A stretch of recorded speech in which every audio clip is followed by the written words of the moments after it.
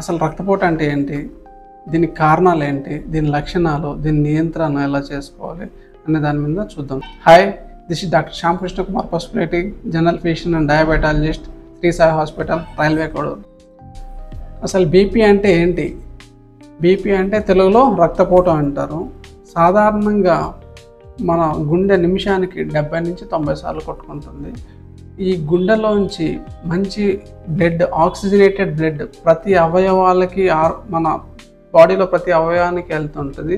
So దాంట్లో వెళ్ళే ప్రెషర్ని, ఎంత ప్రెషర్తో బాడీకి పంపిస్తుంది, ఆర్గాన్స్ పంపించేదాన్ని బ్లడ్ ప్రెషర్ అంటారు. సో నార్మల్ బ్లడ్ ప్రెషర్ 120/80 అంటారు. మన గుండె కాంట్రాక్ట్ అయినప్పుడు మన గుండెలోంచి బ్లడ్ అనేది క్యాపిలరీస్కి వెళ్ళిపోతుంది, బ్లడ్ వెజల్స్లోకి వెళ్ళిపోతుంది. దీన్ని సిస్టోల్ అంటారు. అదే గుండె రిలాక్స్ అయిపోయినప్పుడు, బ్లడ్ వెజల్స్ అంతా రిలాక్స్ అయిపోయినప్పుడు దాన్ని డయాస్టోలిక్ బ్లడ్ ప్రెషర్ అంటారు. సో దీన్ని సిస్టోలిక్ 120, డయాస్టోలిక్ 80 కంటే తక్కువ ఉంటే ఇది నార్మల్ బ్లడ్ ప్రెషర్గా మనం పిలుస్తాము. అదేవిధంగా blood pressure, systolic blood pressure 120 కంటే ఎక్కువ ఉండి డయాస్టోలిక్ బ్లడ్ ప్రెషర్ 80 కంటే తక్కువ ఉంటే ప్రీ హైపర్ టెన్షన్ అంటాము. అదేవిధంగా more than 130 systolic, more than 80 diastolic blood pressure ఉంటే దీన్ని మనం హైపర్ టెన్షన్గా పిలుస్తాం. సో ఈ హైపర్ టెన్షన్కి ఎవరెవరిలో వస్తుంది, ఎలాంటి హైపర్ టెన్షన్స్ ఉంటాయనే దాని మీద మనం క్లియర్గా చూసుకున్నట్లయితే యంగ్ ఏజ్లోను, ముసలి వాళ్ళల్లో, కొంచెం అడల్ట్ ఏజ్లో కూడా ఈ హైపర్ టెన్షన్ అనేది రావచ్చు. యంగ్ ఏజ్లో వచ్చేదానికి మెయిన్ రీజన్స్ మన కిడ్నీ దగ్గర ఉండే బ్లడ్ వెజల్స్లో వచ్చే మార్పుల వల్ల మన బ్లడ్ ప్రెషర్ అనేది పెరుగుతుంటుంది. ఇంకోటి 40 years అబవ్ వచ్చే వాళ్ళ దాంట్లో ఎసెన్షియల్ హైపర్ టెన్షన్ అంటారు.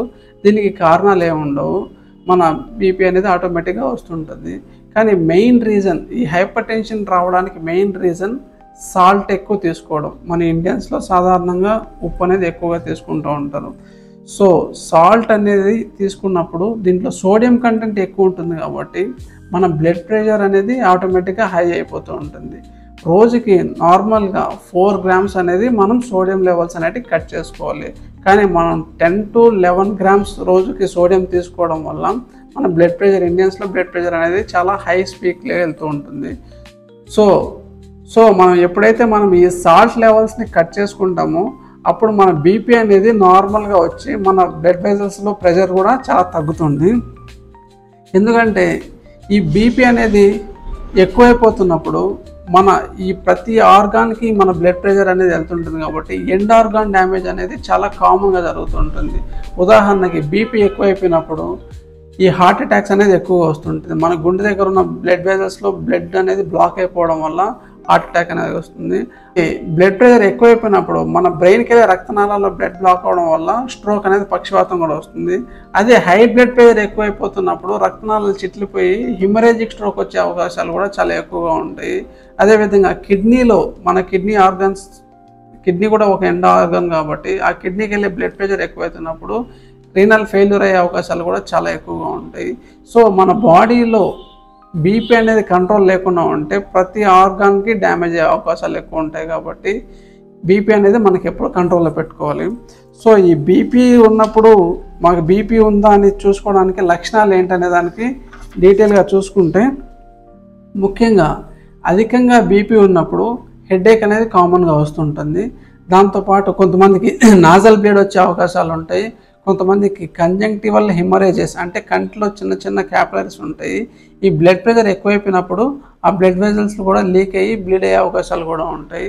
దాంతోపాటు కొంతమందికి చెస్ట్ పెయిన్, కొంతమందికి ఆయాసం రావడము, కొంతమంది నిద్ర పట్టకపోవడము, అదేవిధంగా కొంతమందికి విజన్ ప్రాబ్లమ్స్, అంటే రెండుగా కనిపించడము, మసగా కనిపించడం, ఇవన్నీ బీపీ ఉన్న వాళ్ళకి లక్షణాలుగా మనం చూసుకోవచ్చు. సో ఈ బీపీ తగ్గాలి అంటే, మనం న్యాచురల్గా తగ్గాలి అంటే ఏం చేయాలనేది చాలామందికి ఉంటుంది. ఓన్లీ మేము బీపీ వస్తే మెడికేషన్ వాడుకోవాల్సిందేనా, మేము నార్మల్గా దీన్ని రివర్స్ చేసుకునే అవకాశాలు ఏమన్నా ఉంటాయా అని చెప్పే వాళ్ళకి మనం మెయిన్గా వెయిట్ రిడక్షన్ అయితే మనకు బీపీ అనేది కంట్రోల్లో రావచ్చు. అదేవిధంగా ఎక్సర్సైజెస్ చేయడం వల్ల మన బ్లడ్ వెజల్స్లో ఉన్న ఎండోథీలియల్ లేయర్ హెల్త్ అనేది ఇంప్రూవ్ అయ్యి గ్రాడ్యువల్గా మన బీపీ అనేది కూడా కంట్రోల్లోకి వస్తుంది. అదేవిధంగా సాల్ట్ రెస్ట్రిక్టెడ్ డైట్, ముఖ్యంగా అప్పడాలు, వడియాలు, పికిల్స్, పచ్చళ్ళు, వీటిలో నిల్వ పచ్చళ్ళు వీటిలన్నిటికీ ప్రిజర్వేటివ్స్లో ఉప్పు అనేది ఎక్కువ యూజ్ చేస్తుంటారు కాబట్టి ఈ ఉప్పులో సోడియం కంటెంట్ చాలా ఎక్కువ ఉంటుంది. ఈ సోడియం కంటెంట్ ఉన్నప్పుడు మన బ్లడ్ వెజల్స్లో ప్రెషర్ ఎక్కువైపోయి బీపీ అనేది చాలా ఎక్కువగా అయితే ఉంటుంది. సో దీన్ని కూడా అవాయిడ్ చేయడం చాలా మంచిది. దాంతోపాటు పొటాషియం కంటెంట్ ఉన్నది ఎక్కువ తీసుకోవాలి. సో ఈ పొటాషియం కంటెంట్ ఎక్కువ తీసుకున్నప్పుడు మన బ్లడ్ వెజల్స్లో చాలా మార్పులు జరుగుతూ ఉంటాయి. సో బీపీ అనేది కంట్రోల్గా ఉంటుంది. దీన్నే డాష్ డైట్ అని కూడా అంటారు. సో దీంట్లో ఉదాహరణకి ఆకుకూరలు, కూరగాయల్లో బీట్రూట్ మరియు యాపిల్ మరియు బనానాలో పొటాషియం కంటెంట్ ఎక్కువ ఉంటుంది కాబట్టి ఇవి తీసుకోవడం వల్ల మన బీపీ అనేది కొంచెం కంట్రోల్లో ఉంటుంది. వీటన్నిటితో పాటు స్ట్రెస్ లెవెల్స్ తగ్గించుకొని రోజుకి మినిమం 6 to 8 hours స్లీప్ ఉంటే మన బీపీ అనేది చాలా వరకు కంట్రోల్ చేసుకోవచ్చు. ముఖ్యంగా బీపీ కంట్రోల్లో పెట్టుకోవాలనుకున్న వాళ్ళకి వెయిట్ రిడక్షన్ వల్ల, సాల్ట్ రెస్ట్రిక్షన్ వల్ల చాలా ఉపయోగాలు ఉంటాయి. 1 kilo బాడీ వెయిట్ రిడక్షన్కి 10 mmHg బ్లడ్ ప్రెషర్ అనేది తగ్గుతుంది. అంటే మనం 1 kg బరువు తగ్గితే మన బీపీ 10% అంటే 10 mmHg అనేది తగ్గుతుంది అనమాట. సో మనం బీపీ డౌన్ చేసుకోవాలంటే వన్ ఆఫ్ ద మెయిన్ చేసుకోవాల్సిందే వెయిట్ రిడక్షన్ కూడా చేసుకోవాలి. సో మనం ఇవన్నీ డైట్ ఎంత ఫాలో చేసినా కూడా, మన మెడికేషన్ మనం ఎంత ఫాలో చేసినా కూడా మన షుగర్ లెవెల్స్, బీపీ లెవెల్స్ కంట్రోల్లో లేకపోతే మనం కంపల్సరీ డాక్టర్ని కన్సల్ట్ అయ్యి తరచుగా బీపీ చెక్ చేసుకొని మెడిసిన్స్ అనేది వాడుకోవాలి. కొంతమందికి మేము ఒకసారి మెడిసిన్ వాడితే కంటిన్యూగా లైఫ్ లాంగ్ వాడాల్సి వస్తుంది అనే డౌట్లు కూడా ఉంటాయి. మెడికేషన్స్ అనేవి చాలా రకాలుగా ఉంటాయి. 1 మాత్ర 2 మాత్రలతో కొంతమంది కంట్రోల్ అవ్వచ్చు. ఒకే మాత్రతో 24 hours కవరేజ్ అయ్యే బీపీ అనేది కంట్రోల్గా ఉండే ట్యాబ్లెట్స్ ఉంటాయి. సో ఏదైనా సరే మనం పేషెంట్కి అవసరమైన ట్యాబ్లెట్స్ మాత్రమే పెడతాం, కానీ దానివల్ల సైడ్ ఎఫెక్ట్స్ వచ్చేవి కానీ దానివల్ల ఏమైనా కిడ్నీ ఫెయిల్యూర్ అయ్యే ట్యాబ్లెట్స్ అనేటివి మోస్ట్లీ ప్రిస్క్రైబ్ చేయము. కాబట్టి బీపీ డైట్తో కంట్రోల్ కాకపోతే కంపల్సరీ మీకు బీపీకి సరిపడే అంత మెడిసిన్ వాడుకుంటే చాలా మంచిది. అదేవిధంగా ఈ sugar, heart attack, brain stroke, kidney failure వీటన్నిటి బారి నుంచి తప్పించుకోవాలంటే మనం ఫస్ట్ బీపీని చాలా కంట్రోల్లో పెట్టుకోవడం మంచిది. Thank you.